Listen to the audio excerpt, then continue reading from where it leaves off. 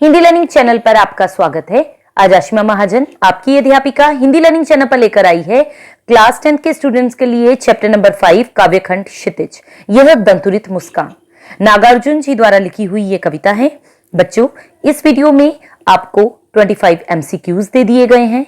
इसके अलावा आपकी बुक के क्वेश्चन आंसर एनसीईआरटी के और पूर्व वर्षों के प्रश्न उत्तर भी आपको इस वीडियो में मिलेंगे। तो कुल मिलाकर पूरा का पूरा चैप्टर दंतुरित मुस्कान के ऊपर आधारित आपको मिलेगा और साथ में मिलेगा माइंड मैप, जिसमें फसल का भी माइंड मैप साथ ही में बना दिया गया है और फसल कविता भी मैं इसके बाद प्रेजेंट जरूर करूंगी। तो आइए वीडियो शुरू करते हैं। यह दंतुरित मुस्कान और कविता समझ में आए तो लाइक का बटन जरूर दबाइएगा और जो दूसरा वीडियो अपलोड होगा उसमें मैं आपको वर्कशीट दूंगी दोनों चैप्टर से रिलेटेड। ठीक है बच्चों, तो स्टार्ट करें आज का चैप्टर। चैप्टर का नाम है यह दंतुरित मुस्कान और लिखी किसके द्वारा गई है? श्री नागार्जुन जी द्वारा, जिनका वास्तविक नाम क्या था? वैद्यनाथ मिश्र। ध्यान रखिएगा इस चीज को। और नागार्जुन जी का जो जन्म हुआ था वो सन 1911 में हुआ था। कवि नागार्जुन बांग्ला संस्कृत में भी कविताएं लिखते थे। मैथिली और हिंदी पर भी इनका समान अधिकार था और इनके काव्य की जो भाषा है वो खड़ी बोली है। ओके, तो यह दंतुरित मुस्कान कविता नागार्जुन की बहुत ही फेमस रचनाओं में से एक है। और इस कविता में किस रस का उपयोग किया गया है? वात्सल्य रस का। और छोटे बच्चे की मनोहारी मुस्कान का वर्णन इस कविता में है। और इस कविता में कवि जो है वो जो भी छोटे बच्चे को देखकर उसके मन में भाव पैदा हुए हैं उसके ऊपर ही यह कविता कवि ने लिखती है। तो आज ये कविता स्टार्ट करते हैं। तुम्हारी ये दंतुरित मुस्कान मृतक में भी डाल देगी जान। तो कवि नागार्जुन द्वारा रचित कविता दंतुरित मुस्कान, जिसमें कवि नागार्जुन जो हैं वो असमय ही घर बार त्याग कर संन्यास लेकर चले गए थे, लेकिन कुछ वर्षों के बाद वो घर लौट आए थे। तो बच्चे को उन्होंने अपने आंगन में देखा। उसके छोटे छोटे दांतों से व्यक्त होने वाली जो निश्चल मुस्कान थी, जिसमें कोई छल कपट नहीं था, उस मुस्कान ने नागार्जुन जी को एक सुख का एहसास करवाया और साथ में एक जिम्मेदारी का भी एहसास करवाया। तो आइए कवि क्या कहता है सुनते हैं जरा। कवि बच्चे को संबोधित करते हुए कह रहा है कि तुम्हारी ये दंतुरित मुस्कान मृतक में भी डाल देगी जान। यानी कि तुम्हारे अभी नए नए दांत आए हैं, तो ये जो छोटी छोटी दांतों से निकलने वाली मुस्कान है ये इतनी मनमोहक है कि निर्जीव व्यक्ति के हृदय में भी जान डाल देती है। यानी कि इस मुस्कान को देखकर मरे हुए में भी प्राणों का संचार होने लगता है। मुर्दा, मृतक। ओके, धूली दुसर तुम्हारे ये घात। धूल दुसर क्या होता है? धूल और मिट्टी से सना हुआ, और घात होता है शरीर। कि तुम्हारा ये धूल मिट्टी से सना शरीर किसके समान लग रहा है? छोड़कर तालाब मेरी झोंपड़ी में खिल रही जलजात। जलजात होता है कमल का फूल। कि तुम्हारा ये धूल मिट्टी से सना शरीर कमल के समान शोभायमान हो रहा है, सुंदर लग रहा है। ऐसा प्रतीत होता है कि कमल का फूल सरोवर में नहीं खिला, मेरी झोंपड़ी में खिला है। परस पाकर तुम्हारा ही प्राण। परस होता है स्पर्श। ऐसा लग रहा है कि तुम्हारा कोमल स्पर्श पाकर, परस पाकर तुम्हारा ही प्राण पिघलकर जल बन गया होगा कठिन पाषाण। पाषाण होता है पत्थर। कि तुम्हारा कोमल स्पर्श पाकर कठोर पत्थर भी पिघलकर जल बन गया है। तुम्हारे शरीर का क्या है? छू गया तुमसे कि झरने लग पड़े शेफालिका के फूल। बांस था कि बबूल? तो ये शेफालिका का फूल है। तो शेफालिका के फूल से एक अलग ही प्रकार की फ्रेग्रेंस आती है, बहुत ही सुंदर, बहुत ही खुशबूदार और बहुत ही कोमल फूल होता है। तो कवि इसी फूल के बारे में बात कर रहा है कि छू गया तुमसे कि झरने लग पड़े शेफालिका के फूल।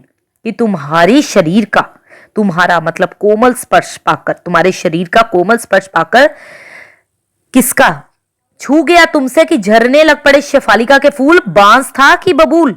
तो तुम्हारे शरीर का कोमल स्पर्श जो है वो ऐसा लग रहा है कि बांस और बबूल जैसे, क्योंकि बांस और बबूल के जितने भी वृक्ष होते हैं वो कांटेदार होते हैं और वो रसहीन होते हैं। तो तुम्हारे शरीर का कोमल स्पर्श बांस और बबूल जैसे रसहीन कांटेदार वृक्षों से भी शेफालिका के फूलों की वर्षा करने लग पड़ा है।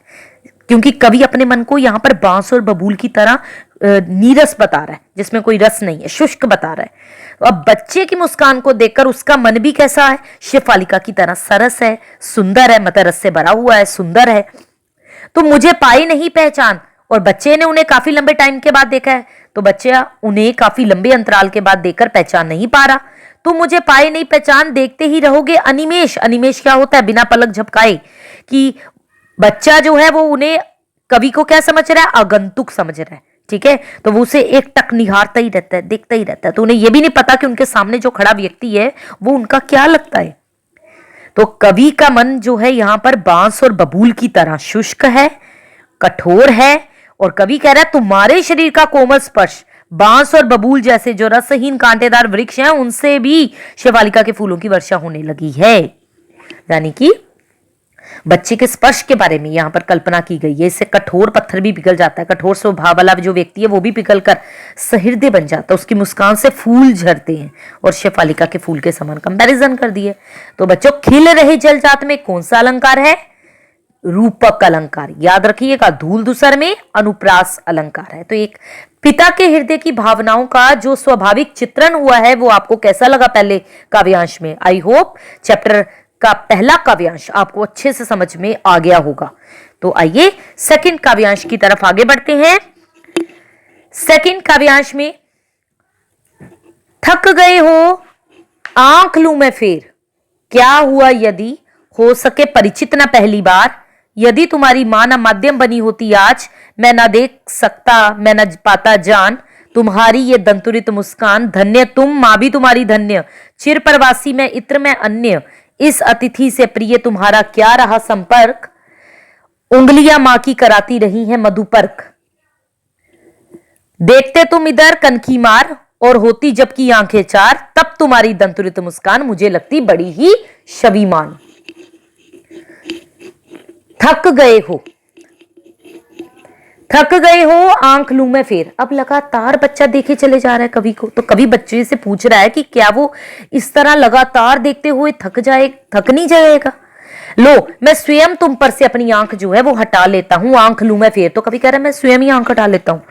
क्या हुआ यदि हो सके परिचित ना पहली बार, कि तुम मुझे पहली बार देख रहे हो, तुम मुझे नहीं पहचान पाए तो कोई बात नहीं, स्वाभाविक है। जब कोई हम पहली बार किसी से मिलते हैं तो पहचान थोड़ी पाते अगर हम उसको नहीं जानते तो, जब तक उसको और हमें बताने वाला बीच में कोई माध्यम नहीं होता। ठीक है, क्या हुआ यदि हो सके परिचित ना पहली बार, यदि तुम्हारी मां ना माध्यम बनी होती आज, मैं ना सकता देख मैं ना जाता पान। तो कवि कह रहा है कि तुम मुझे पहली बार देख रहे हो, यदि तुम आज मुझे पहचान ना भी पाए तो भी स्वाभाविक ही है।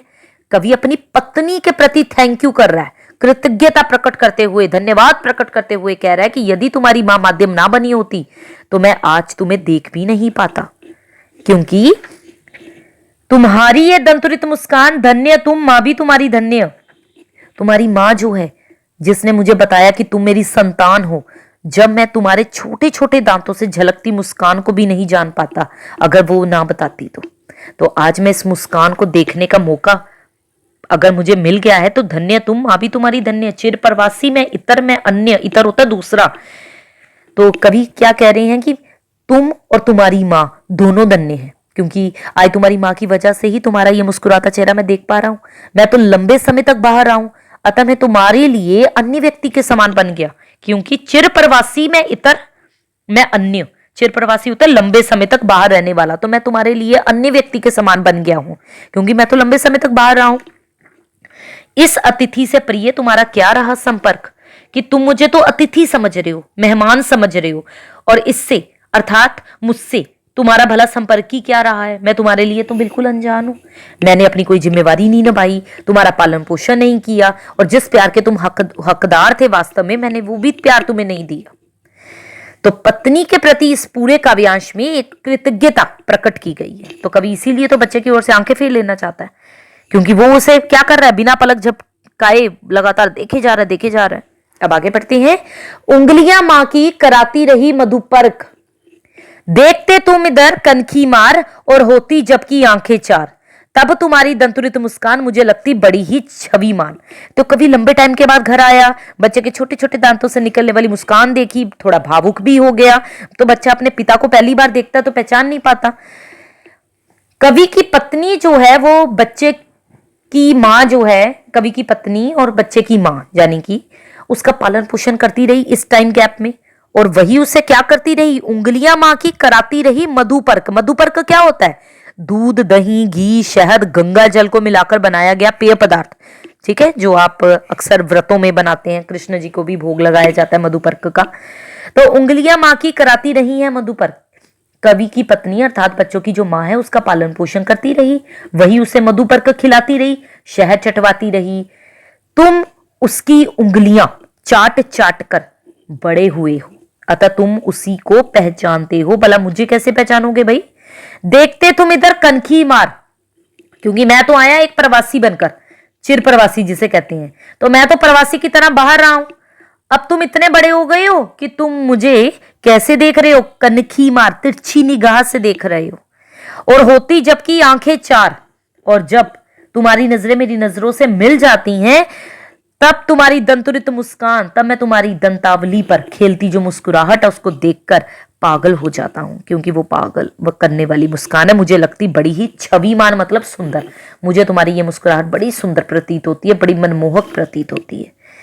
तो ये थी हमारी प्यारी सी कविता जिसमें बताया गया है अभी वाले काव्यांश में कि मधुपर्क क्या है, जो गंगा जल, दूध, दही, घी को मिलाकर, शहद को मिलाकर बनाया जाता है। बड़ा पौष्टिक पेय पदार्थ होता है, बच्चे के स्वास्थ्य के लिए भी अच्छा होता है।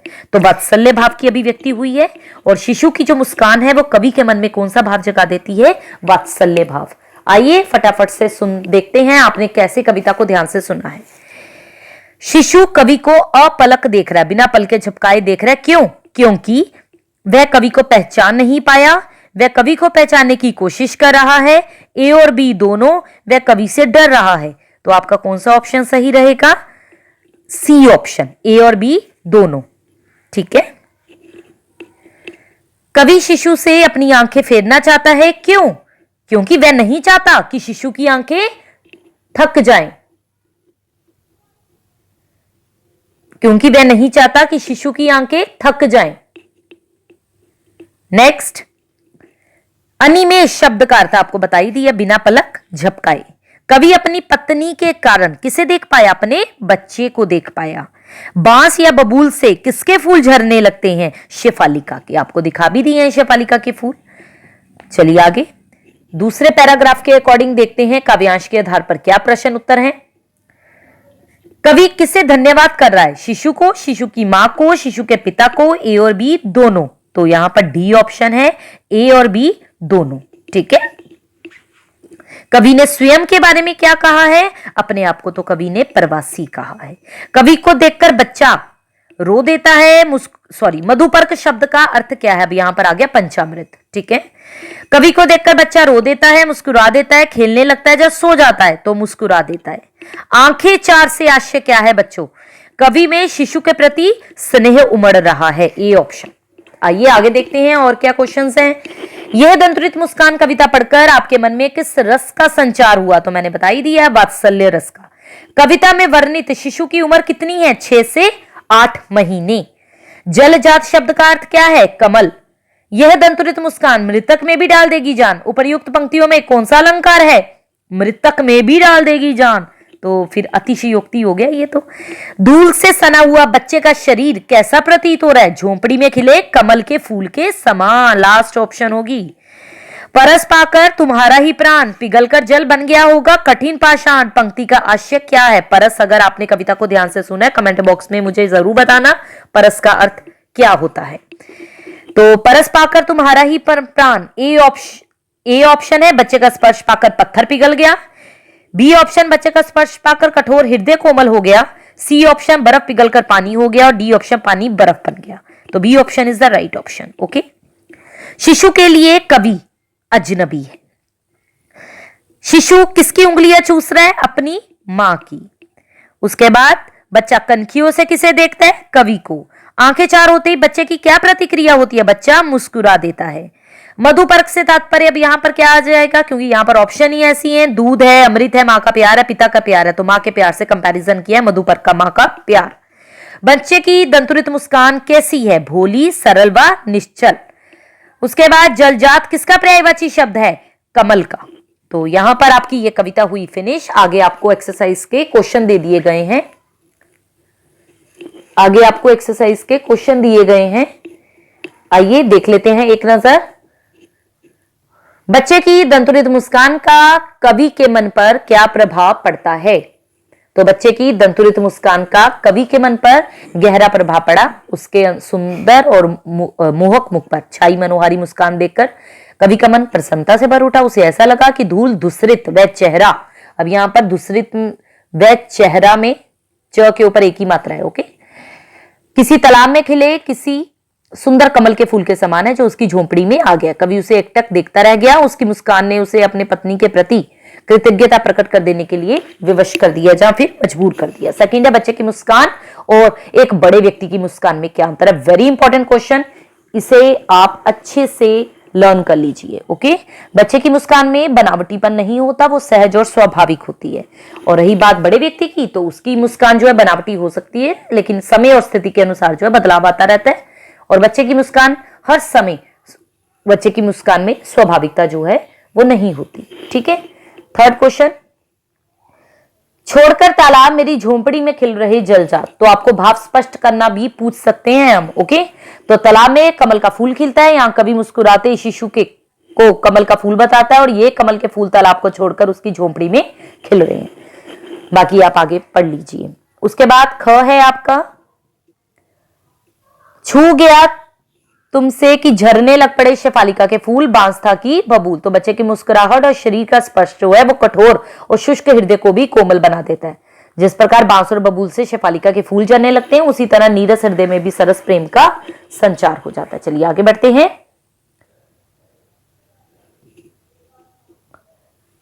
नेक्स्ट क्वेश्चन, मुस्कान और क्रोध, वेरी इंपॉर्टेंट क्वेश्चन। भिन्न भिन्न भाव हैं, इनकी उपस्थिति से बने वातावरण की भिन्नता का चित्रण कीजिए। तो मुस्कान और क्रोध दोनों भिन्न भिन्न भाव है। मुस्कान तो भली प्रतीत होती है, मन की प्रसन्नता की सूचक है। क्रोध व्यक्ति के असंतोष को झलकाता है। क्रोध का भाव तो किसी को भी अच्छा प्रतीत नहीं होता ना, गुस्सा तो किसी को भी अच्छा नहीं लगेगा। नेक्स्ट, दंतुरित मुस्कान से बच्चे की उम्र का अनुमान लगाइए और तर्क सहित उत्तर दीजिए। तो दंतुरित मुस्कान कविता पढ़ के लगा जो बच्चा है 8-9 महीने 1 वर्ष के बीच में उसकी उम्र है, क्योंकि अधिकतर बच्चे इसी उम्र में दांत निकालते हैं। और बच्चे द्वारा जो भी रिएक्शन या जो भी एक्टिविटीज की गई, क्रियाएं प्रतिक्रियाएं, उनको देखकर उसके आयु के विषय में यही अनुमान लगाया जा सकता है। उसके बाद बच्चे से कवि की मुस्कान मुलाकात का जो शब्द चित्र उपस्थित हुआ है उसे अपने शब्दों में लिखिए। तो बच्चे से कवि की मुलाकात का जो शब्द चित्र है वो बहुत ही मनमोहक है, क्योंकि बच्चा पहली बार अपने पिता को देख रहा है, एकटक देखे चले जा रहा है, वो उसे आगंतुक समझ रहा है। वो मोहक मुस्कान जो है उससे उस व्यक्ति के मन को हर लेने वाली मुस्कान बन गई है। कभी भी बच्चे को देखकर जो है वो आनंदित हो उठा। अब पिछले सालों में जितने भी क्वेश्चन पूछे गए हैं उनके आधार पर पहला इंपॉर्टेंट क्वेश्चन है, यह दंतुरित मुस्कान के आधार पर मुस्कान की 2 विशेषताएं, वेरी इंपॉर्टेंट। इस कविता के द्वारा कवि ने बच्चे की सरल भोली मनमोहक मुस्कान का चित्रण किया है। उसकी मुस्कान अत्यंत मधुर है, जो मृतक में भी प्राणों का संचार कर देती है। और मुस्कान जो है वो स्वाभाविक है, जिसमें किसी प्रकार का कोई बनावटीपन नहीं है। चलिए अगला दूसरा क्वेश्चन देखते हैं। क्वेश्चन नंबर 2 है आपके सामने, कवि ने शिशु और उसकी मां को धन्य क्यों कहा। यह भी बहुत इंपॉर्टेंट है, क्योंकि अक्सर पिछले सालों में ये क्वेश्चन पूछे गए हैं। तीनों के तीनों जितने मैंने पूर्व वर्षों के दिए हैं, तो आप इसे पढ़ लीजिएगा और अपने शब्दों में लिखने की कोशिश कीजिएगा।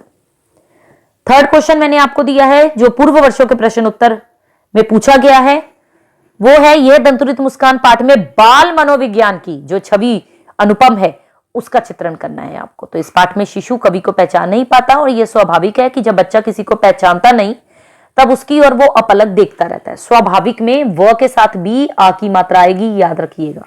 इसके अलावा जब कोई अपरिचित उसकी ओर लगातार देखता रहता है तो अपना ध्यान भंग करके इधर उधर देखता है।